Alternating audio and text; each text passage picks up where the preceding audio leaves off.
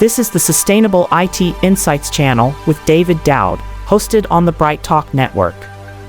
As a principal analyst at the advisory firm Compliance Standards LLC and host of the Trending Paths podcast, David brings you this new episode exploring the challenges of managing sustainable IT practices. Thank you for tuning in to this latest episode. The next evolution of IT looks scary on the energy front. As many analysts pointed out, AI alone is expected to boost power consumption exponentially. Here's an interesting headline from Goldman Sachs, and I'm quoting, "AI is poised to drive a 160% increase in data center power demand," end of quote. So that's happening at a time when companies are pledging a reduction in their environmental footprint, and many have already set clear zero-emission dates. Will they meet those target dates? Unlikely. Already many major companies have confirmed that they will miss their targets. Some of that is obviously due to their own internal processes being unable to adjust rapidly. Part of that is what their suppliers are also doing. The IT industry will be one of those troubling spots that will contribute to those missed targets unless actions is taken. The pursuit of clean energy has accelerated, and competition for the procurement of alternatives to polluting energy is going to be fierce. We already know that the giants of hyperscale data centers have been extremely busy resuscitating nuclear energy.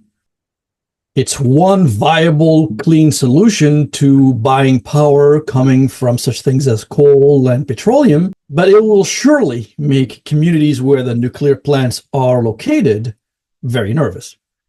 Google, Microsoft, Amazon, and others are all on the hunt for clean power sources to prevent derailing both their own environmental commitments and those of their customers.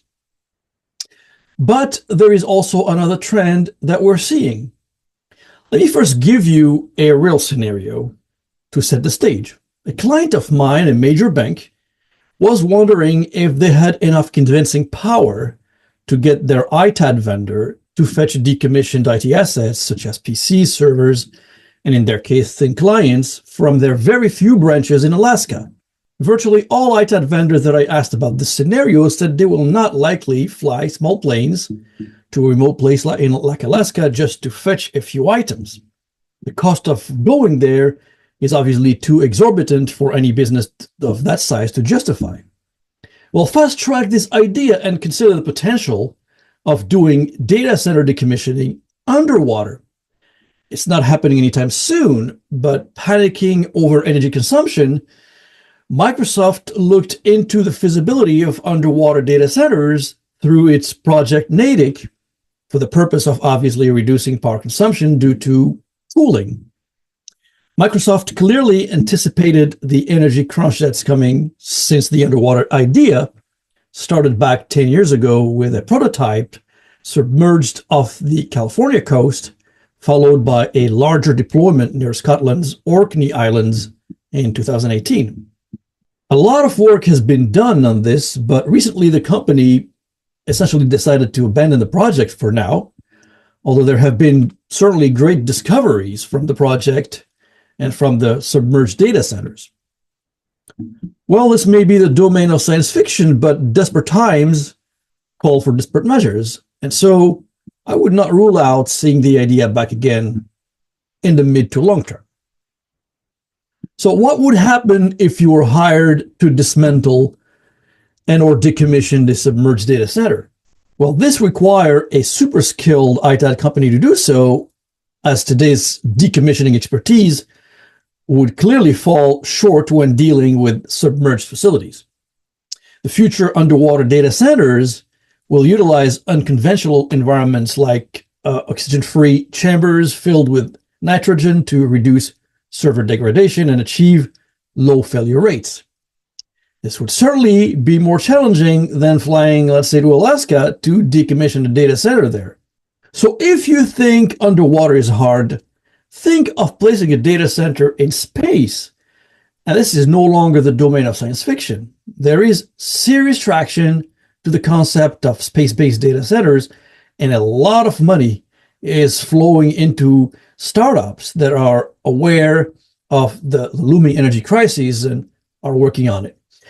One such company is Lumen Orbit, which aims at launching orbital data centers with their power source being solar, obviously.